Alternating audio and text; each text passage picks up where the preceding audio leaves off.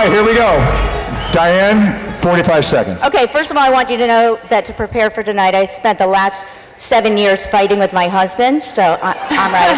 Now, so when did media become unbundled? Like, when did we stop being lovers, Scott, and start being fighters? Well, you can actually track it back to the early 1980s, and there was super crappy economy, of course, when I started in the business. And clients were having to slash budgets, and incomes riding, these new media buying services run by people who looked suspiciously like the people who used to work down the hall from us, and they were bringing clients the kind of discounts they need with their leveraging their buying power. So they gained, but we lost. We lost this essential collaboration that is the creamy center of big ideas. And I can say I don't think that there's any discount for TRPs more valuable than working together. All right, if you can't tell whether she's a media buyer or a creative first, let the evidence suggest. I gave her 24 extra seconds, but I'm not going to give you 24 extra seconds. You got 45 seconds, Scott. All right, so first of all, I love hanging out with creative agency folks. You guys listen to the coolest music and you're great at drinking. Thank you. That said, when it comes time to plan and buy media, I want to go with a specialist. I want to go with a media agency. By the same token, I would rather have a beer with a plumber than with a heart surgeon. When it's angioplasty time, though, I'm going with the specialist. Media agencies today are highly specialized, but we're doing heart surgery on plumbing budgets, and that's because we have scale, and Diane does not.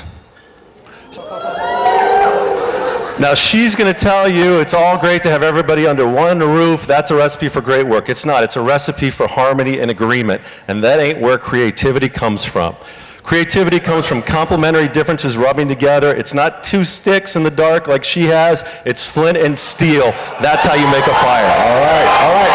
The gloves are off. Have a seat. That's what I got for being nice.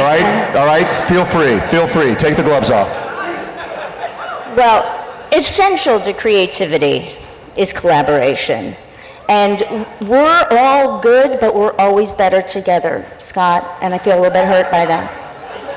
I gave you an hour and 45 seconds of compliments, and that's what you have.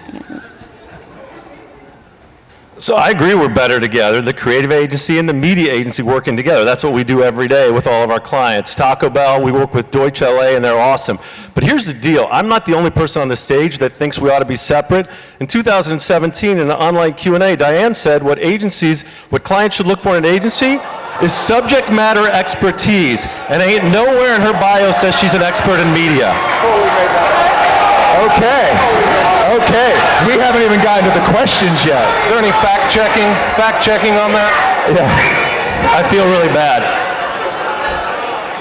I feel like I should cut somebody. Okay.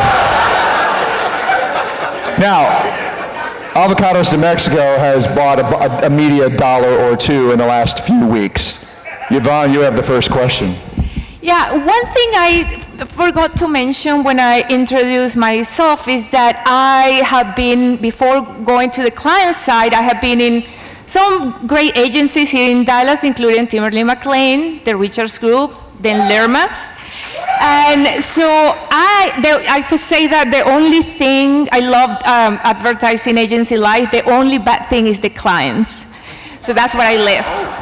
But so I know how the drill inside, what is going on there. So we know that creative teams and media teams have sometimes conflicting interests, goals, passions, drives.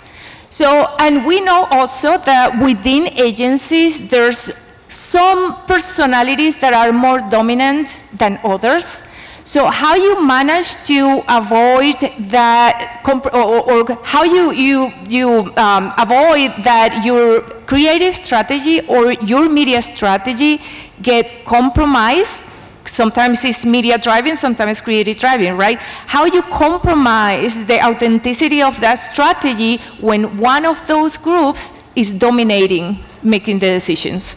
Diane nodded, and I can tell she wants to answer that first. Oh, are you here? No, good.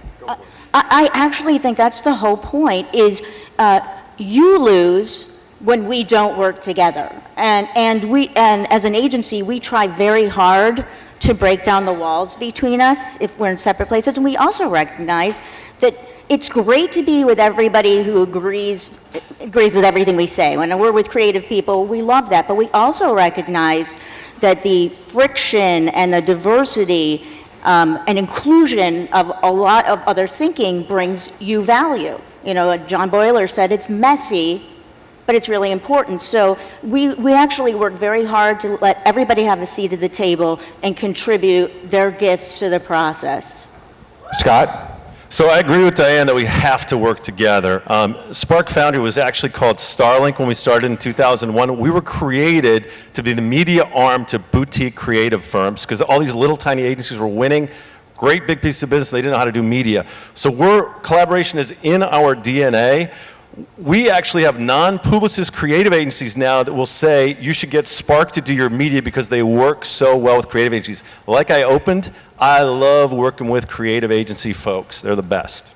Which is the best case for integration, I will just say. Okay, who else has a question? I've got one. Rebecca does. My question is actually specifically for Diane. Scott's going to have to answer it, though, too. Oh, well, that's cool. But first, Diane. So I get the idea of collaboration and inclusion, but how do you make sure that your internal folks have fresh thinking and are coming up, with new ideas if they're kind of working on the same brand day in and day out?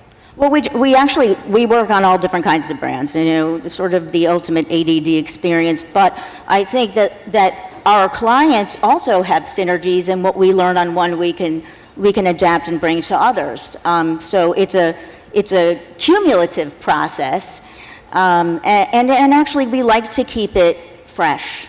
That way you don't get stale. It's easy to get burned out in this business. It's very hard work. You're under a lot of pressure. So we try to keep it fun and interesting. I have some folks out there, I hope they agree with that, but that's very important. You always want a fresh brain on your business. Scott? It's really hard for a creative agency to get fresh media ideas. What happens, the person at launch that was their founding media guy is now in charge of account services because there's not enough media for him to do there. So she can go hire Wolfgang Puck to go and make food at her restaurant, but if it's a McDonald's, he's going to start making Big Macs.